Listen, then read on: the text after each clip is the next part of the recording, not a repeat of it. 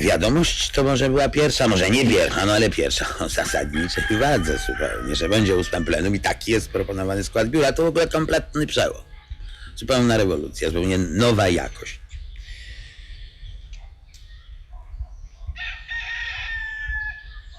No i zaczęło się właśnie 5 dni października, w czasie których było 5 wiecy, jak mi się wydaje, z pierwszym małej Politechniki. Takie dzikie napięcie stałej gotowości do wyprowadzania ludzi na ulicę i równocześnie do tego, aby nie było tu żadnej prowokacji, która wyprowadzi tych ludzi wbrew nam. No, ciągłe meldunki o nadciąganiu wojsk radzieckich na Warszawę, które myśmy sprawdzali jakoś tam i wieszali również w gablotkach.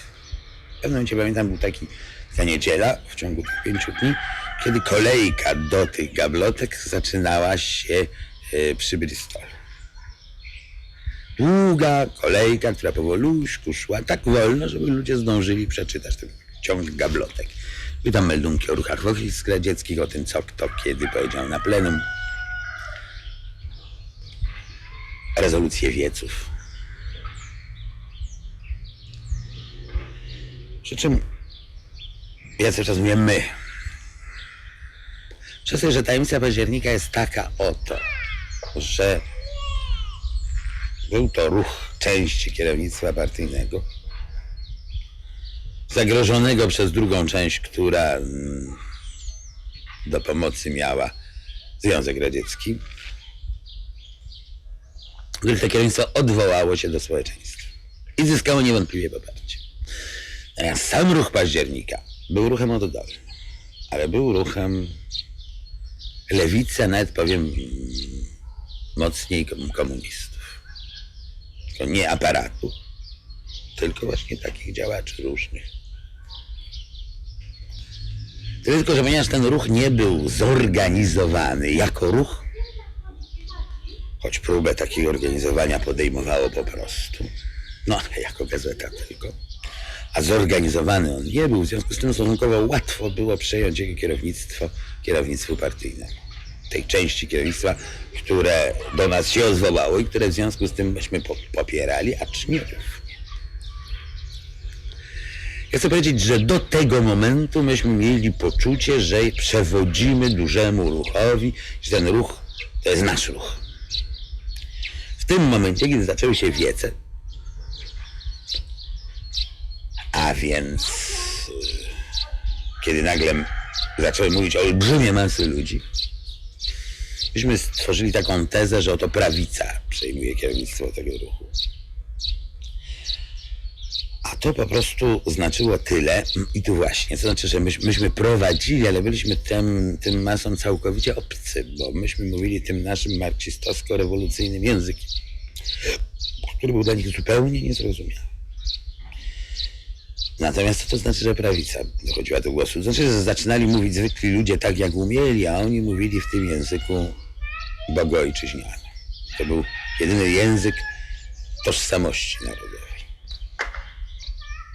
Ten język dla nas znaczył język prawicy, a prawicy w ogóle nie było, bo ona nie ufała czerwonemu. Wtedy, w tym momencie jeszcze. Ona po prostu, prawdziwi ludzie prawicy, w ogóle uważali, że to są wszystko machloje, prowokacje i że w to nie będą wpieprzać. Oni uznali, że ich czas przyszedł wtedy, kiedy się październik skończył i wszystko skończyło, kiedy już Gomułka to wszystko zakręcił. I ta walka w gruncie rzeczy, która nam się zdawała walką o pryncypia w tych aulach Politechniki Warszawskiej, była walką o język. I to najlepiej ilustruje taka historyjka z goździkiem. To podniósł się jakiś facet, złożył taki wniosek. Polska jest krajem katolickim i dlatego domagamy się uwolnienia prymasa Wyszyńskiego. Goździk, który był niewątpliwie idolem tych wieców. Autor jego był właściwie, on jeden miał tam olbrzymi autor. Absolutnie.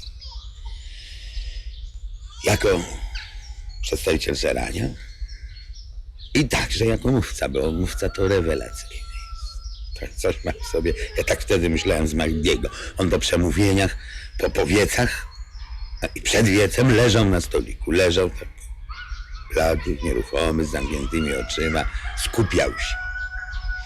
Otóż, kiedy ten facet złożył ten wniosek, zerwał się nagle goździk i mówi, mam poprawkę. Olbrzymia, burzliwa owacja, odśpiewano chyba Boże coś polskie, podnosi się goździk i mówi, mam poprawkę do tego wniosku.